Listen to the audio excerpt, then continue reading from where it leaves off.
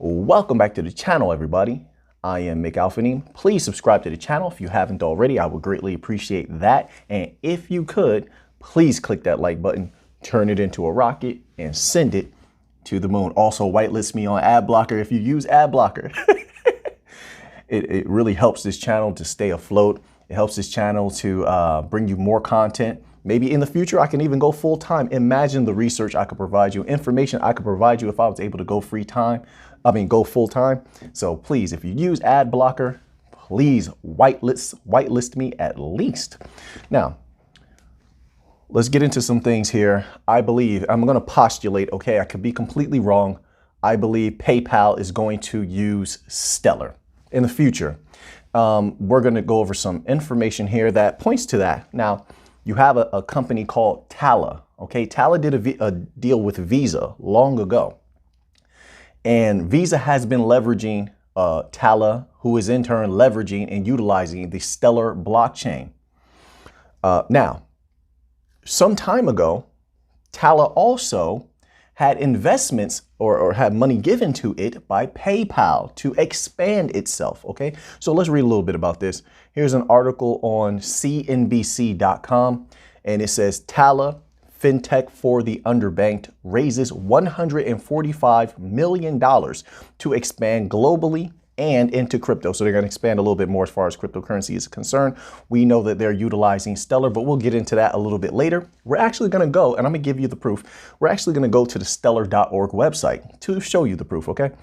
So it says, fintech startup Tala has raised $145 million in Series E funding round that the company intends to use to expand, borrow, save, and money management options across Kenya, the Philippines, Mexico, India, and the United States. Okay, and it says including crypto offerings. That's going to be their main offering.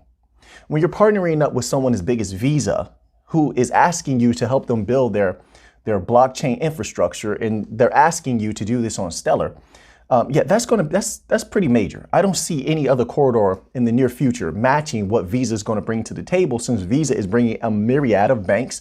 Not only that, B2B. They're going to be utilizing the blockchain Stellar for B2B transactions. Okay, so I just disagree with the author on that, with the writer on that little bit right there. It says the Santa Monica-based company has now raised more than $350 million in venture funding from investors, including PayPal Ventures, GV, and Revolution Growth. In May, the company announced a partnership with Visa to build a platform for cryptocurrencies. I just said this, didn't I? And I didn't read this article beforehand. I just saw the header. All right. So yeah, like I said, they're already partnered with Visa, and now you have $350 million. A good portion of that is coming from PayPal Ventures. Now let's go here to stellar.org, and it reads as such. This is from the SDF blog. It says, Tala joins the Stellar ecosystem to build out digital banking capabilities. As we continue to foster and expand use of the Stellar network, we do so keeping in mind our mission to create equitable access to the global financial infrastructure. According to regulation and compliance leader Aquant, approximately 2 billion people remain unbanked. Okay, so we already know all that information. Let's just get to Tala. It says, what is Tala? Currently operational in Kenya, Mexico, India, and the Philippines, Tala aims to provide the unbanked access to financial services that they would not have via traditional means. Best known for its revolutionary mobile lending app powered by advanced data science, Tala enables its customers to apply for a loan and receive instant decision regardless of their credit history. If the loan is approved, then the borrower receives the money in their mobile money account in a matter of minutes. We already know all of that. Let's continue on. This Series E investment round will support Tala's product expansion as the team builds out digital banking capabilities. Tala users will be able to borrow, spend, and save, invest, send, and receive entirely using Stellar assets and stable coins like Stellar USDC. There you have it. This is there's so much more here. What does this mean for Stellar and the SDF? How does this drive towards SDF's mission? They have all of this here. Make sure you check out stellar.org, their blog. Just type in Tala Stellar and the stellar.org blog will pop up in a Google search, and give them some traffic over there. They're doing a fantastic job. Make sure you support the people that you love and are doing a great job, that are probably making you a lot of money. Make sure you support them. So there you have it from Stellar itself. Now let's go here to an article, because some people might question. They might say, well, it seems like Stellar's being used for so many different things. It's hard to believe, but we're giving you concrete facts. So here we go right here with PayPal. A word from PayPal, Senior Vice President Mark Brito. Right? At PayPal, we believe that everyone should have access to transparent, convenient, and secure financial services, said Mark Brito, Senior Vice President and General Manager of Global Credit, PayPal. Tala shares our vision of reimagining financial services, especially for the underbanked and those underserved by the traditional financial system. Tala empowers these people through innovative mobile solutions to improve their overall financial health, and we are proud to help them achieve this goal. Tala is driven by the belief that all people deserve to be seen, understood, and trusted by the global financial system. And our goal is to leverage data and technology to help them prove their potential, said Shivani Siroya, founder and CEO of Tala. So here you have the PayPal CEO and the PayPal, let's get it right, Senior Vice President and General Manager of Global Credit. And we have the CEO of Tala speaking together and in conjunction about this vision that they have. All right, this is right from the people themselves at the top. So let's continue on here. We are excited to add PayPal as an investor to further our mission to reach more underserved consumers and deliver the financial access, choice, and control they deserve. The new investment builds on Tala's Series C financing announced in April and led by Revolution Growth. Okay, so this is a big deal and something to keep an eye on. This is why I wanted to go back. I was just doing a search for updates on Tala. I do that once a week. Maybe like once or twice a week, but more consistently once a week, I do a search to keep an eye on what Tala is doing, because they are a bridge to so many different large businesses, institutions, and banks for Stellar and for XLM. So they're very important to keep an eye on, in my humble opinion. Not financial advice. I'm not a financial advisor. So here you heard it from PayPal, the PayPal vice president himself, that they are investing in Tala, which is using Stellar and building on Stellar, and in their hopes that it's going to grow in the future, and this could be something beneficial to the world. And by the world and such, they mean PayPal. Okay, they're not just investing to help everyone. They're not so selfless. They're a business that needs to make money, and they're looking for ways in the future to save money, add on to their security, increase security, and also to cut a lot of costs, right? I mean, like save a lot of money, make a lot of profit, right? Save more money, make more profit. And that's what Stellar is offering. That's what XLM is offering. So, and essentially, this is what foundations like, not foundation, companies and foundations like Tala, which is pushing Stellar everywhere. And also, to another extent, MTech with Hedera. We're going to get on Hedera next. These are aspects of these protocols that, yes, could send that price going parabolic. It's not the full picture, it's not the full thing, but it's a significant piece, very significant piece. Just like very soon, we're going to take another look at FIS and see what FIS is doing, because FIS partnered with Visa as well.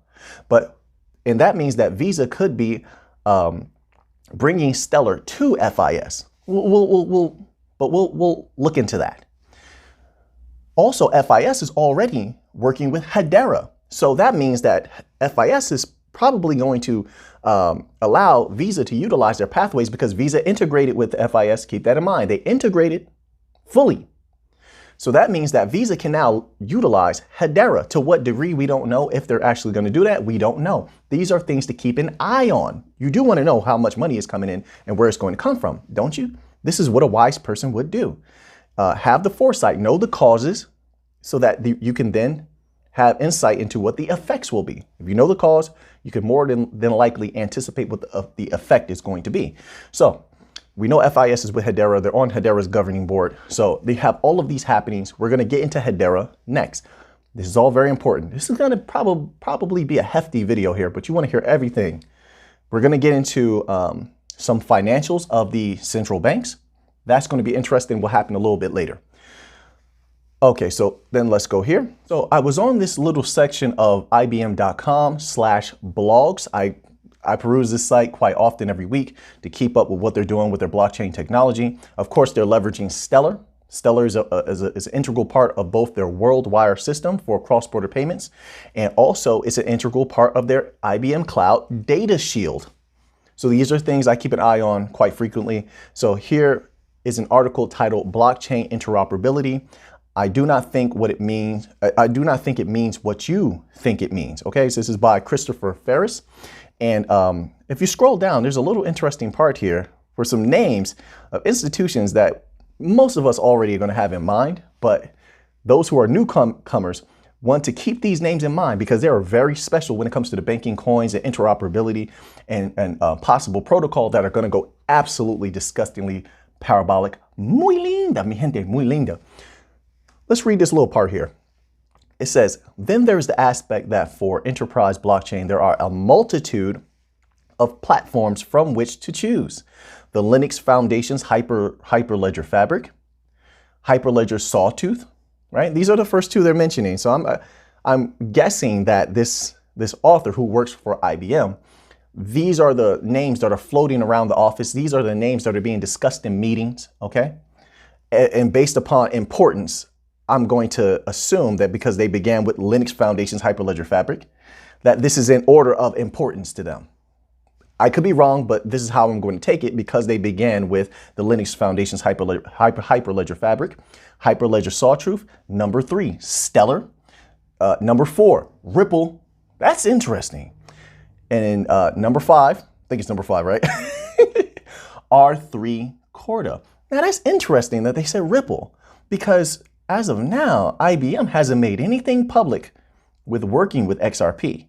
They haven't made, I haven't seen anything. If anybody's seen where IBM says they're working with the XRP ledger or with XRP, please let me know because I haven't seen it. They're open about working with Stellar. They love it. They're open about working with Hedera. That's on one of their main pages, right? When it comes to blockchain technology, how they're utilizing Hedera, Hbar. Okay, so, and that's major. And that's another aspect I was trying to explain to people is that IBM is using Hedera Hbar. IBM has an entire bank offering for central banks and for commercial banks. This is where they're moving to in the future. Many people don't understand that, but because they're bringing in banks, that means that Hbar could be utilized by IBM. We're not even talking about MTech, by IBM. And IBM is bringing over. So they were at 150 banks. What was that? Earlier, that was last year, early last year, 150 banks. That's not including any new deals they made that they have not made public.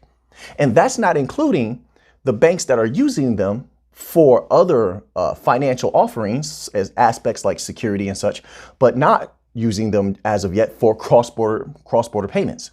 Cross-border B2B payments and such, and payroll, these different things. That's not taking that into account. So let's just keep that in mind, okay? So yes, you have Hbar with IBM, you have Stellar, but then right here, an IBM writer is highlighting Ripple and R3 Corda. So this is something I'm gonna keep in mind. I just thought that was very interesting. It might be something we want to look into as future developments unfold. As I said, IBM said that they were rolling out their MBDC, their MCBDC. They're ready to make this offering to the banks. It's already done. They tested it. It's ready to roll out. All right. If that's the case, what if, and I said this before, I could be wrong on this.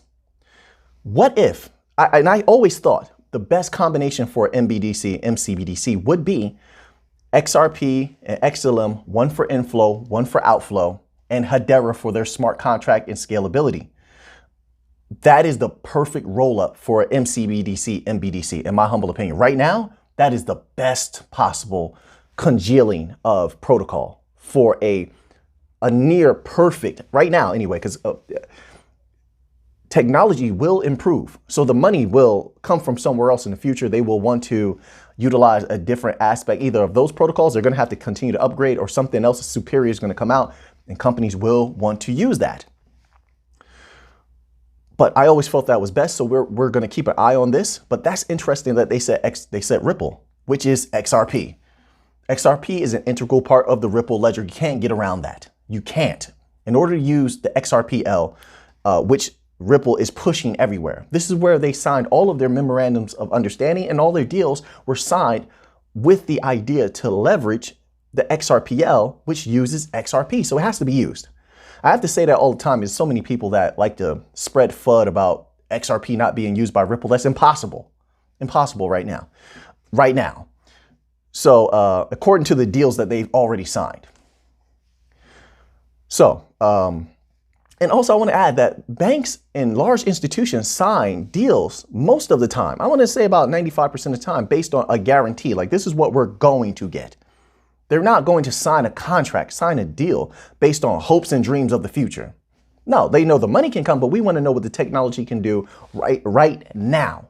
Why are we signing on the dotted line right now? So XRP is in there with all of those contracts, deals, and MOUs, okay?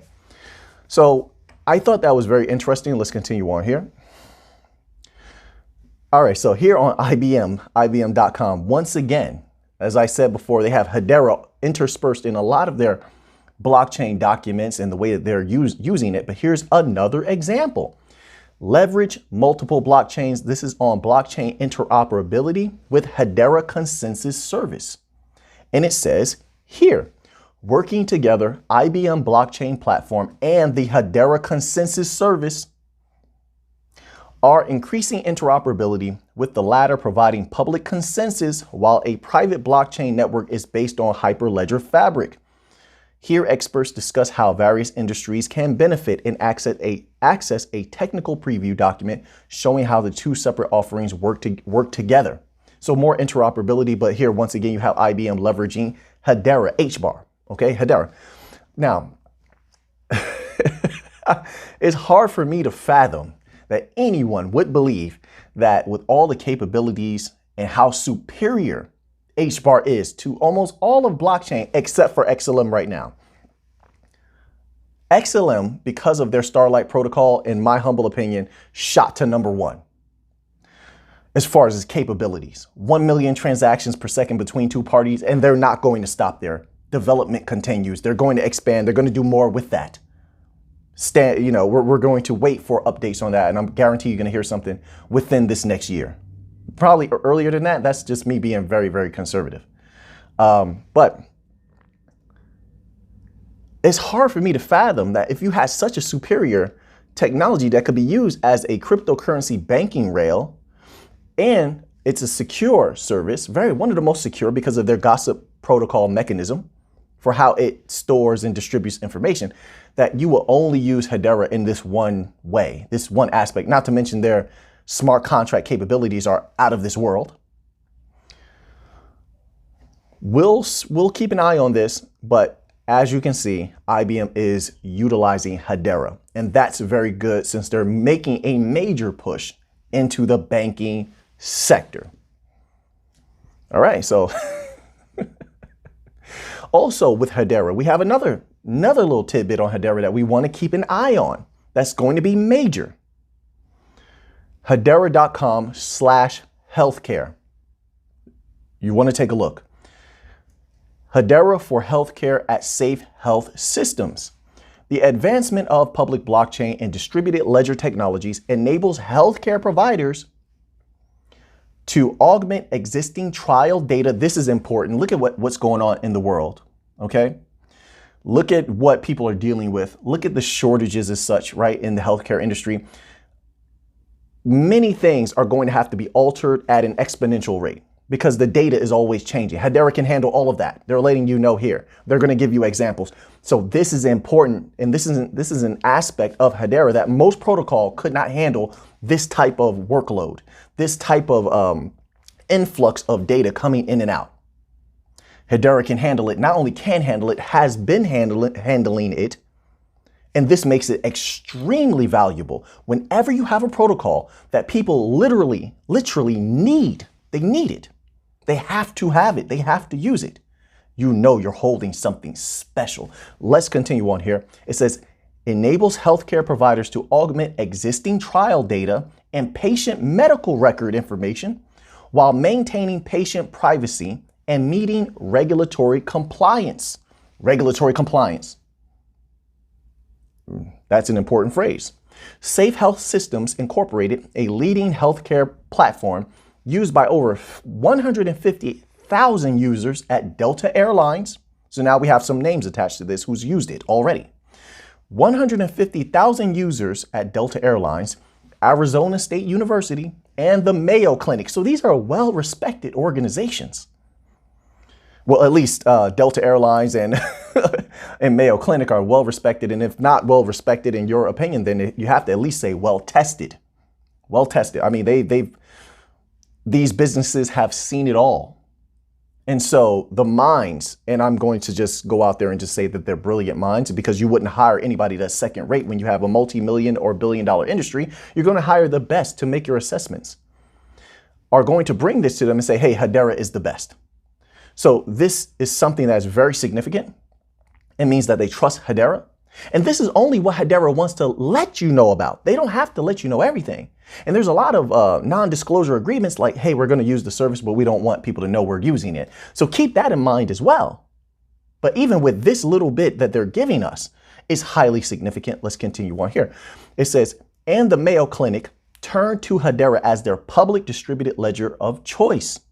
Hedera logs an immutable and verifiable log of patient information. Look at immutable. That is so delicious to institutions and corporations. You have no idea. Immutable and verifiable log of patient. Let me also add in that it's very easy to verify things on Hedera. Very, very easy. That also is delicious to large institutions. They want to streamline things. They want to make it as easy as possible for workers. Therefore, the education curve is not so steep. And also, if the education curve is not so steep, there's not so much money you have to pay for training. So you're saving money in a myriad of ways. You ever sat through training before for some institution and they're paying money to provide you with the software that brings you to training, or the speaker who comes in to speak to you about what's going to be happening? They're paying these supervisors and so-called trainers more money to stay on the clock to bring you in and educate you. They can negate a lot of those different costs. You can take them down significantly by using something like this. All right, let's continue on here. It says, and verifiable log of patient information and identifiers while preserving end user privacy. This increases trust by both patients and customer organizations, leading to greater adoption, retention, and platform usage.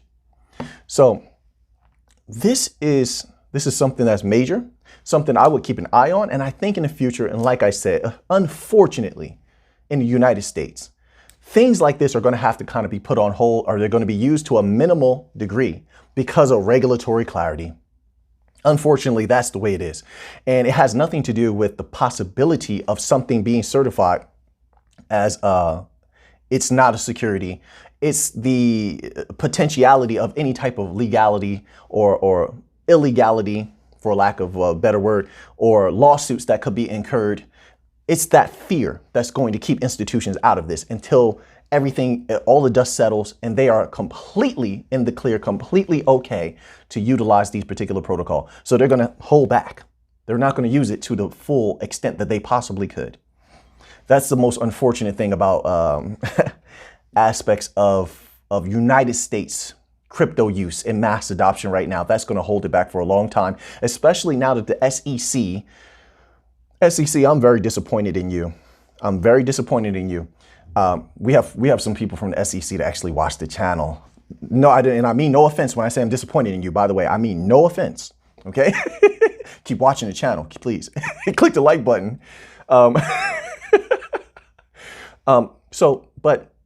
because of that, it's going to hold back a lot of the mass adoption that could happen with these crypto that are superior technology, especially the cryptocurrency banking coin rails. But what I was going to say before is that it's even worse now that the SEC has said that even Ethereum and Bitcoin don't have clarity. What? Wow, that's unbelievable to me.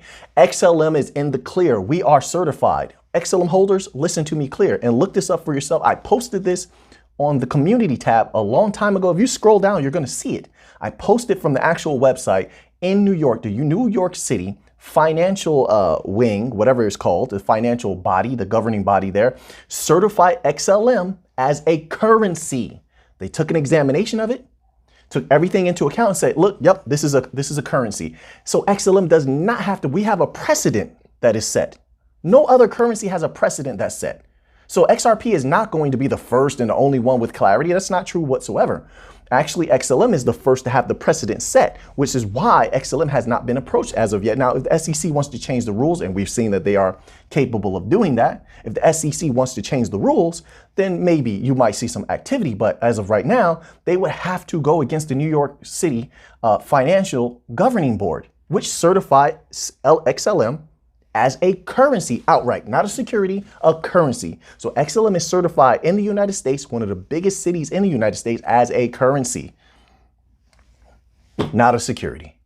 All right, so for now, XLM is in the clear. And this is why it's so easy for Donnell Dixon and everyone else to go before the government and go before anyone and speak to them and fight for crypto, not just crypto, but mostly XLM, Stellar Foundation, Stellar Lumens, okay? Because they know they have this clarity already. Now they have to just shake off the stigma. It's just about shaking off the stigma of a lack of clarity because of everyone else and because the Ripple case is so big. It's so big. It makes everyone seem like they have a lack of clarity. Like I said, the precedent was already set. So this is not saying the SEC itself has given stellar clarity, but does it matter if you already have a financial governing board saying this is a currency? You will have to battle against the precedent that was set, and that would be government against government. Now, we haven't seen that yet. That doesn't mean it can't happen. It can happen. But we'll wait and see. But as of right now, we have clarity as just a currency, not a security. We have a precedent that was set legally, that no one, I don't think any other crypto has. But I would have to look into that, so I can't truly speak on that aspect, but I can't speak on XLM and Stellar. So there you have it. So we have this a document here for the European Central Bank. I was asked by one of my esteemed subscribers, okay, to go over once more the financials of some of the banks. Okay, now I didn't have trading volume here. We'll do trading volume in another video, but right now I will give you the data that I was able to pull up with a brief search. But before I did like 3 videos, we were covering trading volume, I believe, and the financials of the commercial banks. And I think I just glossed over the central banks. I think we did take a look at the central banks, but it wasn't in depth. So this time we're going to just specifically focus on the central banks, the supervisory bodies. And let's just take a quick look at some of their financials and what kind of money is moving through them, or value, so to speak, is moving through them. And then you can do your mathematics if you should choose and get an idea of how much money would be flowing through protocols that would be utilized by these particular bodies. All right. So we have the ECB, the European Central Bank's profit. It says here on ecb.europa.eu. So this is their official website, the official website of the European Central Bank. It says the ECB's profit is distributed to the Euro national central banks, which are called NCBs. The governing council decided to make an interim profit distribution. Okay, so let's take a look at this. Amounting to, get this, 1,260 million euro. Let me say that again. 1,260 million euro. All right, now when I'm saying these numbers, this is money they're moving from themselves and being distributed to others, which then, of course, if they had a CBDC, which would replace, let's say, like SDRs and such that they're using now, their own little agnostic currency. But let's say they're using crypto rails to move this at a more rapid rate, right? So now we can take that money and put that into XRP, XLM, Hedera, whatever it is you want to get an idea on. And I suppose you would need some sort of volume. I guess you can get their average monthly volume. How do they move this? Is it all at once? How does that affect the price, right? Do they move this incrementally? I have a hard time believing they move this incrementally. I will think they send it all out around a similar time frame, like within 1 week to different NCBs, or all at once on one day and say, hey, listen, we have a team together. We've been putting everything together. We have all the money ready. So now let's send it out to the different banks here to keep everything on one accord. And it makes it easier to manage that way, I would think. But yeah, 1,260 million euro. All right. It says to the Euro area NCBs, January 29, 2021. The total size of the ECB's balance sheet, European Central Bank's balance sheet, increased by 112 billion euro to a total of 569 billion euro. All right. In 2019, it was 457 billion euro. That was the totality of their balance sheet. All right. It says at the end of 2020, the size of consolidated balance sheet of the Euro system, which comprises assets and liabilities of the Euro area NCBs and of the ECB vis-a-vis third parties, stood at 6,979 billion euro. These are all, listen, all assets. And we have to start thinking this way, in my humble opinion. And we're going to get back to the numbers. But all assets can be, I won't say will be, there's no guarantees, but can be moved across the blockchain. Now, they said that this is the totality of all of their assets, right? So I guess we're talking about maybe stocks, real estate, liabilities, right? Debts and such, profit. Like this is the totality of everything. All of that can be moved across the blockchain. And everything is being currently tokenized. And by the way, by tokenizing everything, they're saving a hell of a lot of money and making a disgusting profit. So keep that in mind. That is very, very tempting for all large institutions to tokenize everything as much as possible and save as much money as possible, negate the different losses that they incurred over the years, and bring in a very, very handsome profit. So keep that in mind. So now let's go back to the number, keeping that in mind. All right.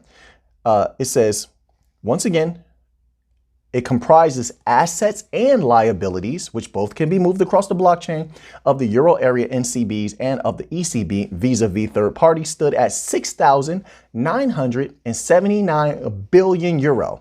The growth compared to the previous year was mainly due to the increase in Eurosystem refinancing operations. They did a great job. I'm just going to put it that way. Under Christine Lagarde, if you listen to how she chooses to address economics, it's genius. And she's very stern and firm and has a lot of clarity on the vision that she has for European Central Bank and how they're going to be approaching both generating funds and such and distributing monetary aspects to the different corporations, commercial banks, central banks, NCBs and such, et cetera, okay? So they're doing great under Christine Lagarde's leadership. I don't agree with everything that Christine Lagarde says, but one thing I will say that Christine Lagarde is doing an amazing job as a leader. Simple as that. And this shows you that.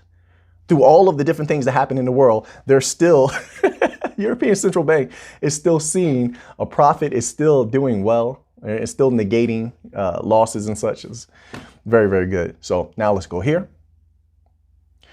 We have the annual report 2021 from the Bank of International Settlements. Let's just take a little look here. All right. It says the net profit for 2020/2021 was SDR 1,071.8 million higher than in 2019/2020, SDR 165.5 million. Okay, so SDRs. I'm just going to give you the numbers. If you have a little pen and a piece of paper, you can write this down and do the math yourself. Let's go to SDRs just so you know what an SDR is, and you can calculate how much an SDR is worth in US dollars. If that's something that you would like to do, you can do it yourself. So an SDR is a special drawing right. It is an interest-bearing international reserve asset created by the IMF in 1969 to supplement other reserve assets of member countries. The SDR is based on a basket of international currencies comprising the US dollar, Japanese yen, euro, pound sterling, and Chinese renminbi. Okay, so there you have it. That's what an SDR is. Now let's look at the SDR value. I'm going to put a little chart up somewhere around the bottom here so you can see it yourself. So right now, an SDR, one SDR is worth $1.39 US. So there you have it. All right. And $1 US apparently is equal to 0.71 cents of an SDR, I suppose. I don't know. I might be reading that wrong. This is why I put the chart right here and you can interpret it yourself. All right. I'm not going to say I get everything right. I just try to get the things that are important correct. All right. I'm quite meticulous, but I can be wrong on certain things. That's why I give you the information, and then what you do with it, that's up to you. All right. So there you have an SDR. Let's go back to the document from the Bank of International Settlements.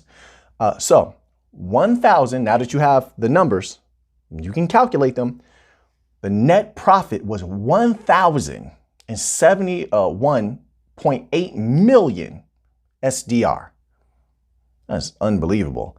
It says, first, both financial years were heavily affected by redacted. I'm not going to say those terms on this channel. Redacted. In February, March 2020, money market and credit bond spreads widened, leading to substantial unrealized valuation losses in unborrowed funds, which reduced profit in 2019 and 2020. Conversely, profit was boosted in 2020 and 2021 when these unrealized losses were recovered in full as valuation spreads tightened and markets stabilized. Now, what I want to add to that is this. Look how they were able to increase profit, of course, after redacted happened, without the new system, without the new financial system, which is based on the ISO protocols, right? The ISO standard. I'll say that because the ISO protocols, the ISO banking coins are not the only part of the ISO standard. I never want to make it seem like that. There's other aspects that can be utilized from the legacy system, but everything is supposed to be congealed together. We'll see how that works out. However, without that, which the Bank of International Settlements in a PDF that I gave to you guys and I showed you on this channel said that it would negate losses by up to 80% possibly. Now, of course, this is just an estimation. That is significant. So they were saying something, I think it wasn't BIS document. There was a separate document that was done by, I think it was JP Morgan and one of their associate companies, one of their partner companies. They put out a PDF. I also showed that on the channel. So a lot of people probably downloaded that, where they were estimating by utilizing the particular banking coins that they could go from they could save up to $30 million. Like it would go from, I mean, the numbers were insane. I don't want to throw stuff out there, but people have the documents, but they were saying you could save up to 80% of the money that you were losing per year, right? It would negate that. So they're seeing a profit is what I'm saying, without any of that. So imagine how much more profit would be made once they institute the new financial system.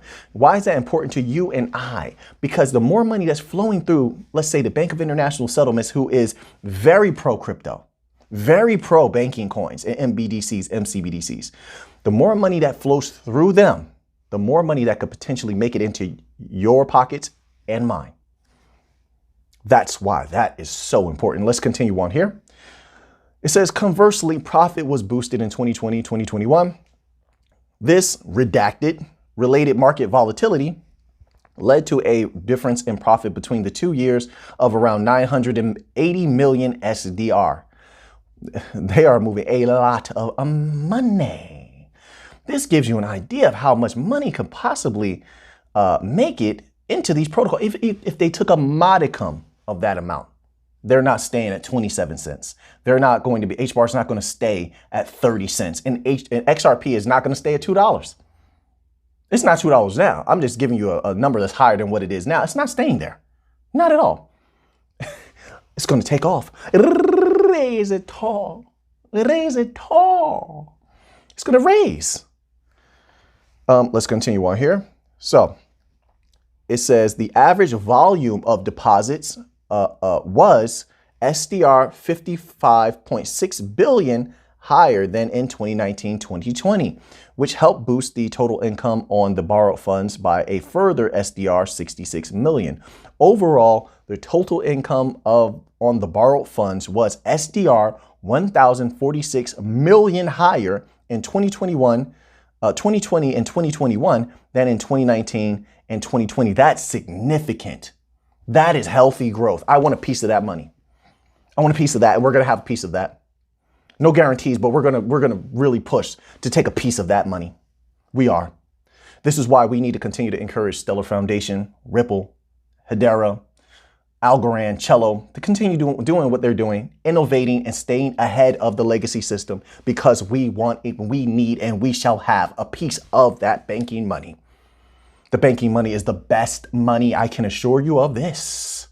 Feels better than anything you ever felt. That banking money is like euphoria. It feels very good. Muy linda, mi gente. Let's continue on here.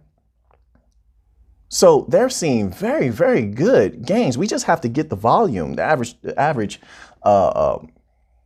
transaction volume, the average transaction value. Keep in mind, like as they stated before, they're moving large funds to NCBs, right? National central banks. These are the supervisory bodies. There's a large amount of money, so the average transaction value has to be pretty high when you're dealing with NCBs and commercial banks. Think about that for a moment. You're moving money back and forth. You're distributing profit that you're bringing in to NCBs and commercial banks because you're the supervisory body, of course. And so those transaction values not going to be low. Let's say you're moving an average. Let's take a very low number, right? Because we knew that, well, I think the Fed was moving like an average. What was the average from the Fed? Like $15,000?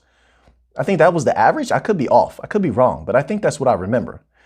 But let's take $1,000. Let's say you have $1,000 average transaction value moving across the Stellar blockchain or XRPL or Hedera blockchain. What does it do to that price? Like, what is the average right now? The average transaction value right now? Because people, please tell me in the comment section, share that with us. We're all the team here, right? What's the average transaction value moving across Hedera right now? Stellar right now.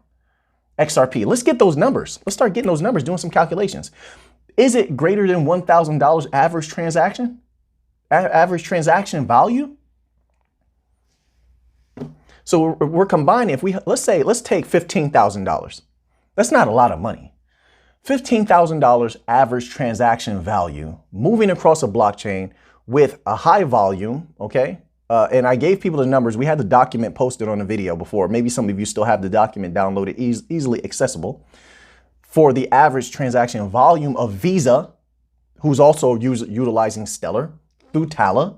So now let's take let's take like $15,000 average transaction value, also combined with, which I think is pretty low for banks, right? We're just throwing numbers out there. And the average transaction volume of whatever Visa was, combine that together, that price doesn't stay at 27 cents for XLM. It doesn't stay at 30 cents for Hedera. It just doesn't. That's illogical to think so. That price is going to go very parabolic, even with a modicum of what the banks are moving. Keep in mind, like I said, the Bank of International Settlements has been pushing the banking coin rails. They did a lot of experiments with them, okay? So if they're going to be distributing profit to NCBs and commercial banks, and that's not taking into account money they want to send cross borders, and maybe they even do payroll on there, P2P transactions, they want a piece of that. B2B transactions, they have a piece of that. And these distributions and interactions, let's say it replaces the SDR, whatever MBDC they come up with, replaces the SDR. How does that affect the price? It's so unfathomable. I think most people are thinking too low. The number that you're thinking right now, I believe it's too low, in my humble opinion. I really do. But let's continue on here. So that's Bank of International Settlements, just a little bit from them. We're going to put together a more comprehensive video. So please click the like button if you want that. And definitely going to put that together. It's going to take a little bit more time. There's a lot of numbers here. So let's go to the IMF. We have the IMF's, this is the IMF financial statements. And I believe this is for 2021 and 2020. And this is also in SDRs. So keep that in mind. It's in millions of SDRs.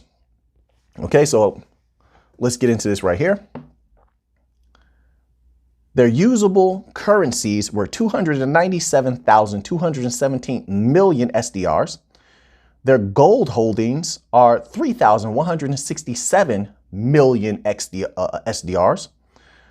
Other assets are 706 million SDRs. Their reserves of the general resources account, 23,350 million SDRs.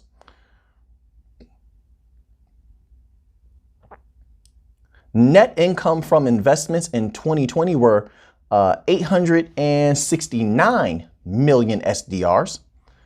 Total operational income, 2,934 million SDRs. This is a lot of value, a lot of money. Let's keep going. So then we have total operation expenses. Okay, so let's negate like 1,277 million SDRs. Keep in mind, once they roll out the new system, they're going to at least decrease that. I read some PDFs saying by 80%. Keep in mind, I'm trying to myself, that parts of the legacy system will still exist. I'm going to bring that down to 60%.